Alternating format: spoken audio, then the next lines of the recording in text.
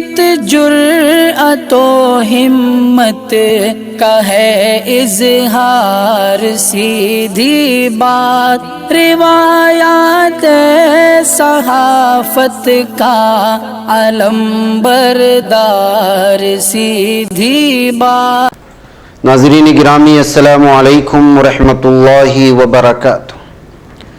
سیدھی بات کے تازہ ترین پرائم ٹائم میں آپ لوگوں کا استقبال ہے۔ ناظرین گرامی، میں انصار عزیز ندوی اس وقت ایک اہم ترین موضوع پر گفتگو کرنے جا رہا ہوں۔ ناظرین گرامی، جیسا کہ آپ جانتے ہیں کہ ہم وقتاً فوقتاً دو اہم ترین موضوعات ہوتی ہیں یا ایسے مضامین جو ہمارے نظروں کے سامنے سے گزرتی ہیں، بڑی تحقیقی ہوتی ہیں، معلوماتی ہوتی ہیں، تفصیلات فراہم ہوتی ہیں، وہ آپ لوگوں کے سامنے رکھنے کی کوشش کرتے ہیں، اس لیے کہ عام طور پر یہ باتیں سامنے نہیں آتی۔ جیسے کہ ابھی حال ہی میں سپریم کورٹ کے جسٹس سید عبدالنظیر کی ایک الوداعی تقریب منعقد ہوئی تھی، آپ لوگ جانتے ہیں، جو کہ چیف جسٹس آف انڈیا تھے۔ اس موقع پر سپریم کورٹ کی بار کونسل کے صدر نے ان کی تعریف کی۔ تو اسی حوالے سے جناب اپوروانند نے ایک مضمون لکھا ہے، اپنے بہت ساری یادوں کو شیئر کرتے ہوئے، جس میں فرقہ واریت، سیکولرزم، اکثریت پسندی اور بہت ساری چیزوں کو انہوں نے سامنے لانے کی کوشش کی ہے۔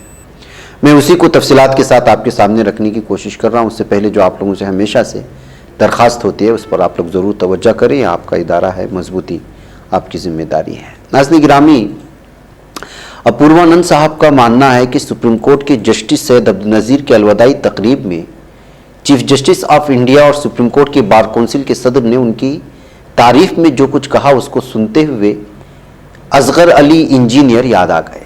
یہ آج سے 40 سال پہلے کی بات ہے۔ پٹنہ میں ہم ان کی اس مضمون پر چرچا کرتے تھے جس میں انہوں نے سمجھایا تھا کہ کس طرح فرقہ پرستی بڑے ہی لطیف انداز میں، لطیف یعنی باریک انداز میں ہمارے ذہن میں رچی بسی ہے۔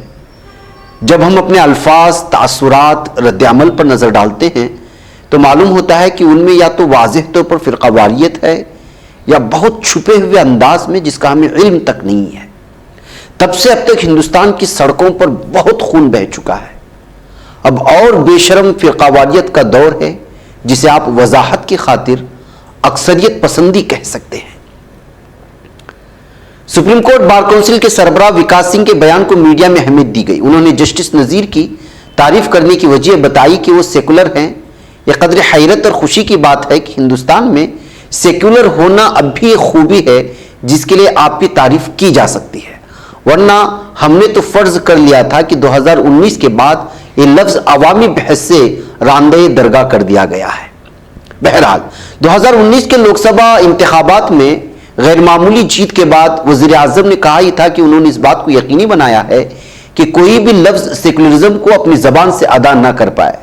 جن کے وہ شاگرد تھے، ان ایل کے اڈوانی نے لفظ سیکولرزم کو اس وقت بدنام کیا جب انہوں نے سیکولر کے بجائے سیوڈو سیکولر کا لفظ استعمال کرنا شروع کیا، اور یہ کہنا ضروری ہے کہ بہت سے پڑھے لکھے لوگوں نے بھی اسے پسند کیا۔ ان سب کے بعد بھی اگر کسی کی سیکولر کہہ کر اس کی تعریف کی جا رہی ہے، اور وہ بھی خود ساختہ بدنام زمانہ سیکولر لوگوں کی طرف سے نہیں جن کا سرکاری نام ان دنوں اربن نکسل ہو گیا ہے، تو مان لینا چاہیے کہ اس لفظ میں کچھ دم تو ہے۔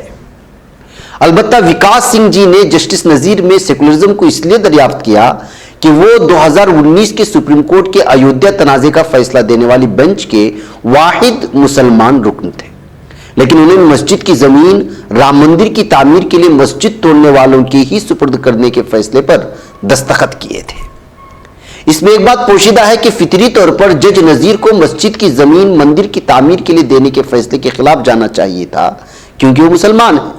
تو کیا اس کا مطلب یہ ہے، جیسا کہ خود وکاس سنگھ نے کہا، باقی ججوں کے لیے مسجد کی زمین مندر کی تعمیر کے لیے دینے کا فیصلہ فطری تھا، لیکن بالکل الٹی وجہ سے جسٹس نذیر نے اپنے نام کے باوجود اس فیصلے پر دستخط کر کے اپنے سیکولر ہونے کا ثبوت دیا۔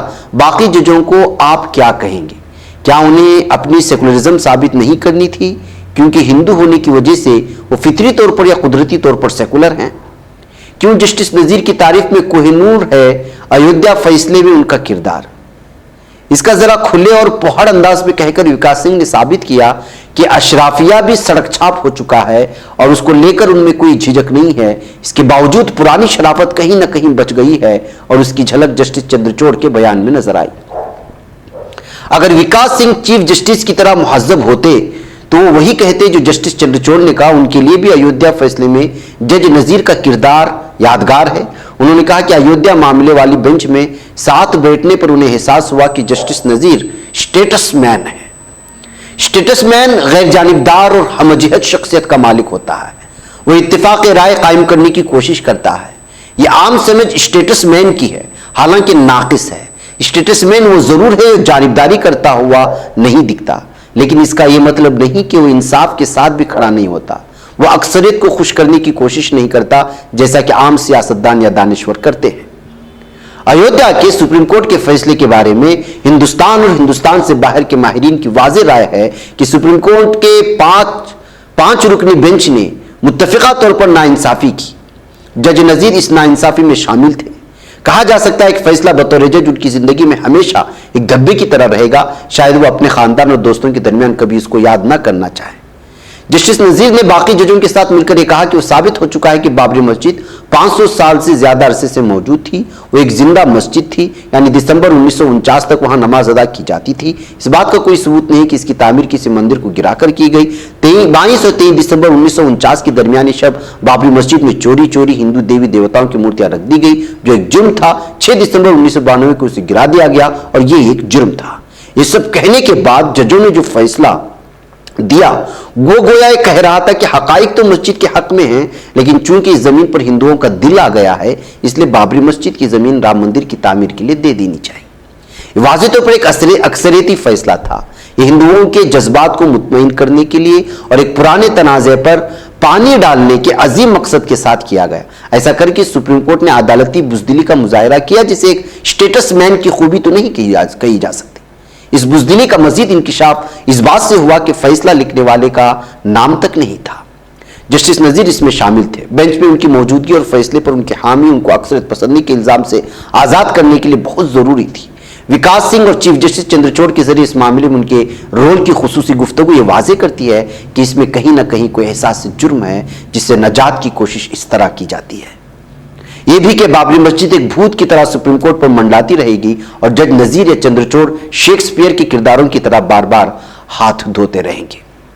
ہندوستان میں مسلمان یا عیسائی کے سیکولر ہونے کی شرط یہ ہے کہ وہ اکثریتی مطالبات کو تسلیم کر لے. اس کے اسٹیٹس مین ہونے کی شرط بھی یہی ہے، لیکن اس کے آگے جسٹس چندرچوڑ نے اس کا بھی خاص طور پر ذکر کیا کہ جسٹس نذیر کی تنوع پسندی کا ثبوت یہ ہے کہ انہوں نے سنسکرت سیکھی. یہ پڑھ کر مجھے عرصہ پہلے اصغر علی انجینئر کی فرقہ واریت کا تصور یاد آ گیا. کچھ دن پہلے میں نے جاننے کے لیے میرے ریسرچ اسٹوڈنٹ کی رپورٹ آ گئی ہے یا نہیں متعلقہ اتھارٹی کو فون کیا. طالبہ کا نام سن کر انہوں نے پھر دوبارہ اس کا نام پوچھا اور مجھ سے پوچھا کہ آپ شعبہ ہندی سے ہی بول رہے ہیں نا؟ کیوں مسلمان کا ہندی یا سنسکرت پڑھنا کوئی استثناء ہے یا واقعہ؟ اتنی غیر فطری بات کیوں ہے کہ اس کا خصوصی طور پر ذکر ضروری ہو؟ جسٹس نذیر کی تعریف سنتے ہوئے میرے ذہن میں سوال آیا، لیکن مجھے نہیں معلوم کہ وکاس سنگھ اور جسٹس چندرچوڑ کبھی سوچ پائیں گے کہ جس وجہ سے انہوں نے جسٹس نذیر کو سیکولر یا اسٹیٹس مین کہا ہے وہ دراصل ان کی شخصیت کو روشن نہیں کرتا بلکہ داغدار کرتا ہے. یہ بھی کہ انہوں نے جو کہا اس سے جج نذیر کے بارے میں جو معلوم ہوا اس سے زیادہ ان دونوں کے بارے میں معلوم ہوا. تو ناظرین گرامی، اپوروانند نے کتنی بہترین انداز میں ایک لفظ کے حوالے سے، ایک جملے کے حوالے سے سمجھانے کی کوشش کی ہے کہ جو ہے اپنے اوپر لگے ہوئے کیچڑ کو دھونے کی کس طرح سے کوششیں ہوتی ہیں اور کس طرح سے اس کے الفاظ کا استعمال ہوتا ہے. جناب اپوروانند کو تو آپ جانتی ہیں، جو دہلی یونیورسٹی میں پروفیسر ہیں. ان کے مضامین کا خلاصہ اکثر میں آپ لوگوں کے سامنے پیش کرتا رہتا ہوں. ناظرین مجھے اجازت دیں. السلام علیکم ورحمۃ اللہ وبرکاتہ. بچ پاتا ہے کوئی صحافی کی نگاہوں سے، ملاتا ہے یہ لوگوں کو محبت کی پناہوں سے. کرم اور درد مندی کا ہے ایک سنسار، سیدھی بات عظیمت جرأت و ہمت کا ہے اظہار، سیدھی بات عظیم عزیمت جرأت و ہمت کا ہے اظہار، سیدھی بات یہ چینل حق نگر بن کر کچل دیتا ہے فتنوں کو،